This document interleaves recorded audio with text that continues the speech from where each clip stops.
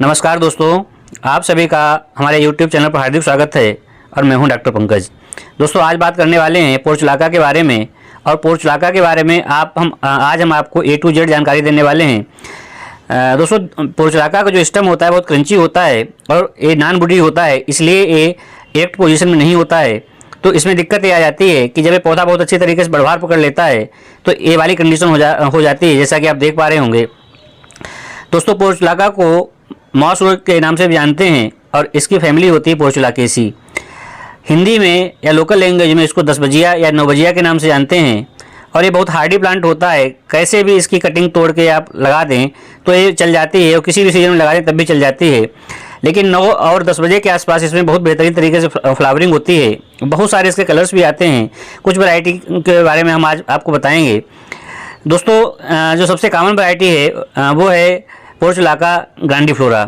Portulaca ग्रांडिफ्लोरा के बारे में अभी आपको हम बता रहे हैं कि जितनी भी आपको यहाँ पर वैरायटी दिख रही हैं, ये केवल 2 या 3 वैरायटी हमारे पास हैं, जिनको हमने अलग अलग गमलों में उगाया हुआ था और जिसकी पत्ती चौड़ी होती है। आप ध्यान से देखिएगा, अभी आगे भी हम आपको दिखाएंगे बताएंगे।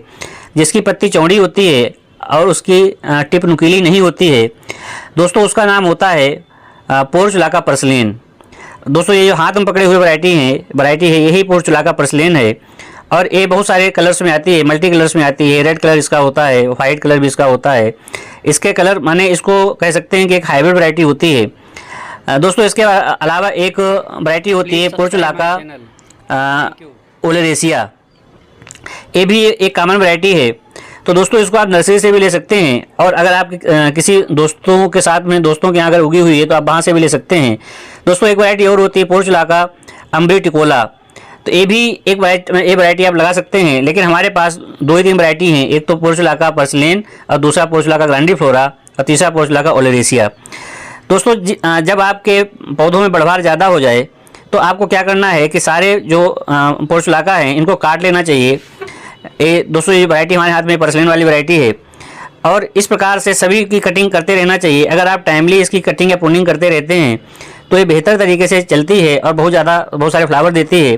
क्योंकि स्टम अगर सीधे सीधे ग्रो होता रहता है तो बहुत लंबाई में पकड़ जाता है और फिर आपके ज़मीन में फैल जाता है। या तो आप इसकी हैंगिंग बास्केट वगैरह बना लें तो भी देखने में अच्छा लगता है, लेकिन अगर आपने छोटे गमले में बनाया हुआ है तो फिर दिक्कत आ जाती है। तो जितनी भी कटिंग्स आप काटते हैं उनको एक साइज़ की कटिंग्स को और बहुत सारे जितनी वैरायटी है उनको सबको मिला करके इस प्रकार से बांस की छोटी पतली सी लकड़ी ले लें और उस लकड़ी को बीचों बीच में आपको रख लेना है। सारी कटिंग्स को इस प्रकार इसके चारों तरफ रैप करना है, जिससे कि क्या होगा कि पीछे सपोर्ट मिल जाएगी और ये पौधा आपका इरेक्टाइल पोजीशन में आपको दिखाई देगा। तो दोस्तों, इसके लिए आइए बात करते हैं मिट्टी कैसी बनानी चाहिए। तो इसके लिए बहुत विशेष प्रकार की मिट्टी की आवश्यकता नहीं होती है। थोड़ी सी ड्रेनेज वाली मिट्टी हो, बस इतना ही काफ़ी है। और दोस्तों, जब एक साइड से आप इसको इस प्रकार से कलेक्ट कर लें तो निचले वाले हिस्से में धागे से बहुत अच्छी तरीके से इसको बांध दें। इससे होगा कि इसको शेप देने में मदद मिलेगी और आप चाहें जैसा इसको शेप दे सकते हैं। लेकिन दोस्तों, एक बात और ध्यान रखने वाली है, इसका जो पौधा होता है बहुत क्रंची होता है, स्टम बहुत क्रंची होता है। तो अगर बहुत ज़्यादा इसको आप तोड़ते मरोड़ते हैं तो ये टूट जाता है। तो आपको इस बात का भी ध्यान रखना है। मुट्ठी भर करके कम से कम आपको सारी कटिंग्स को ले लेना है। अक्सर करते क्या है कि हम लोग इसकी कटिंग्स को फेंक देते हैं और कभी कभी ऐसा होता है कि जब हमको ज़रूरत पड़ती है तो फिर हमको नर्सरी से ख़रीदना पड़ता है। नर्सरी वाला 15 से 20 रुपये में कम से कम इसको देता है। तो इसका सबसे अच्छा तरीका है कि कोई भी पौधे की अगर आपको कटिंग करनी पड़ जाए, प्रूनिंग करनी पड़ जाए, तो आपको फेंकना नहीं है। छोटे गमले में या आपके पास जो भी डिस्पोजल वाले ग्लास वगैरह उनमें लगा देना चाहिए। इससे फ़ायदा ये होता है कि हमारे जो दोस्त होते हैं या मिलने वाले जो लोग कभी कभार आ जाते हैं उनको अगर आप दे देते हैं तो एक ये भी रहता है कि हमने प्लांट गिफ्ट किया है और उनको भी अच्छा लगता है। तो दोस्तों, हम कभी भी कटिंग को फेंकते नहीं हैं, कटिंग को इसी प्रकार से लगाते रहते हैं। और जितनी भी कटिंग आप देख रहे हैं, हम केवल आपको एक दिखा रहे हैं, बाकी हमने इसकी बहुत सारी ऐसे इरेक्टाइल प्लांट कंडीशन में हमने इसको बनाया हुआ है। दोस्तों, बहुत अच्छे तरीके से मतलब थोड़ा हल्के हाथ से आपको सारे जितने भी हैं इनको इस प्रकार से क्या करना है कि जो आपने अंदर लकड़ी लगाई थी उसके हिसाब से इसको लंबाई में सुलझा लेना है। जब आप लंबाई में इसको सुलझा लेंगे तो एक आप यहाँ पर बहुत बेहतरीन तरीके से शेप दे देंगे। दोस्तों, एक बात और आपको ध्यान रखनी है कि ये पोर्चुलाका जो है ये 100% सन लवर प्लांट है। इसको मतलब पूरी सनलाइट चाहिए होती है। तो इसलिए आपको इसको ऐसी जगह पे रखना चाहिए जहाँ पे इसको शुरू की धूप मिल जाए। तो ये बहुत अच्छी तरीके से ब्लूमिंग करता है।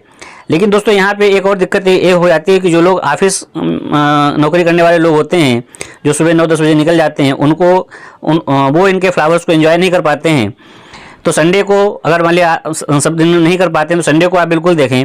और इसके जो फ्लावर्स होते हैं वो सिंगल पेटल में आते हैं, डबल पेटल में आते हैं और ट्रिपल पेटल में आते हैं। और देखिए दोस्तों, इस प्रकार से हमने बहुत अच्छी तरीके से मोटे धागे से इसको रैप कर लिया है। अब आप देख पा रहे होंगे कि देखिए किस प्रकार से इसका शेप बन गया है। और इसको जो है फिर हम क्या करेंगे कि नीचे से जितने हमने इकट्ठे किए हैं, एक तो हमने नीचे गांठ लगाई है, ध्यान से देखिएगा, और एक आपको ऊपर गांठ लगा देनी है, बीच में आपको सिंगल रैप देनी है। इस प्रकार से अगर आप रैपिंग कर देते हैं धागे की तो ये पौधा जो है आपके एक निश्चित शेप में आ जाता है। दोस्तों यहाँ पे डरने वाली बात बिल्कुल नहीं है कि ये सोचेंगे हमारा पौधा चलेगा नहीं। इसकी कटिंग इतनी ज़्यादा हार्डी होती है, इतना हार्डी प्लांट होता है कि एक से आप इसकी हज़ारों बना सकते हैं। जो लोग पोर्चुलाका उगाते हैं वो ये बात समझते होंगे। तो इसमें किसी प्रकार की कोई जो है दिक्कत नहीं आती है। बस आपको मिट्टी थोड़ी बनानी है। मिट्टी में भी बहुत ज़्यादा इसमें ऐसा नहीं है कि आप बहुत ज़्यादा वर्मी कंपोस्ट ये सब डालें। एक सिंपल आपको मिट्टी लेनी है, एक छोटा सा गमला लेना है और दोस्तों अपने साइज़ के हिसाब से लकड़ी को बीच से इस प्रकार से तोड़ देना है, जैसा भी जितने भी आप हाइट लेना चाहते हैं। दोस्तों हम इतनी हाइट लेना चाह रहे थे। अब यहाँ पे नीचे अगर आप देखेंगे तो बहुत ज़्यादा ऊपर नीचे इसके स्टम्प्स हैं, तो हम कैंची से एक बराबर हिस्से में इसको काट देंगे। इससे फ़ायदा ये होगा कि सारे जितने भी स्टम्प्स हैं जब मिट्टी के अंदर जाएंगे तो सभी रूट पकड़ लेंगे और अच्छी तरीके से चल जाएंगे। तो नीचे के हिस्से में एक साइज़ देना बहुत ज़्यादा ज़रूरी है।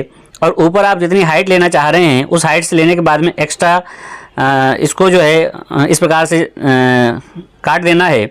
इससे ये होगा कि पौधा जो है एक निश्चित शेप और साइज़ में आ जाएगा। अभी तक जो आपके बिखरे हुए स्टम्प पड़े हुए थे जो रनर के रूप में थे, अब वो एक निश्चित शेप ले लेंगे। अगर इधर उधर कुछ एक दो निकले हुए होते हैं उसके स्टम्प, तो इस प्रकार से आप यहाँ पे भी इसको प्रून कर सकते हैं, इसको काट सकते हैं। और दोस्तों इसकी सबसे बड़ी बात यह है कि 10-15 दिन बाद हम इसका अपडेट देंगे। ये बहुत बेहतरीन तरीके से चल जाता है। आपको इतना बड़ा गमला लेना है, करीब 6 से 8 इंच का गमला, और इसमें हमारे गार्डन सॉयल और जो सॉयल मिक्स वगैरह है वो पहले से तैयार है। क्योंकि हमारे यहाँ पानी इसमें बहुत जोर बरस रहा है तो मिट्टी इसकी गीली है, तो हम इसको सीधे सीधे लगाए दे रहे हैं। और लगाने के बाद में इसको हम जो है इस प्रकार से एक पोजीशन में आपको दिखाई दे रहे हैं। ये गमला जो है आपका बिल्कुल रेडी है, तैयार है, और इसको आपको सीधे से धूप में रखना है, इसको छाँव में रखने की जरूरत नहीं। दोस्तों उम्मीद करते हैं आपको हमारी जानकारी पसंद आई होगी। अगर आप हमारे चैनल पर नए हैं और अभी भी आपने हमारा चैनल सब्सक्राइब नहीं किया है तो कृपया हमारे चैनल को सब्सक्राइब करें, लाइक करें और शेयर करें, क्योंकि हम इसी प्रकार की नई नई जानकारियाँ आप लोगों को देते रहते हैं। तो दोस्तों अगर आपका पोर्चुलाका भी बिखरा हुआ है तो एक बार इस प्रकार से ट्राई करें, निश्चित रूप से मानिए एक अच्छा शेप आपको देखने को मिलेगा और एक न्यू आइडिया भी आपके समझ में आया होगा। दोस्तों मिलते हैं किसी नई वीडियो में। अगर आपकी कोई प्रॉब्लम है तो आप कमेंट बॉक्स में पूछ सकते हैं, निश्चित रूप से हम सभी व्यूअर्स का जवाब देते हैं। आज के लिए बस इतना ही। जय हिंद।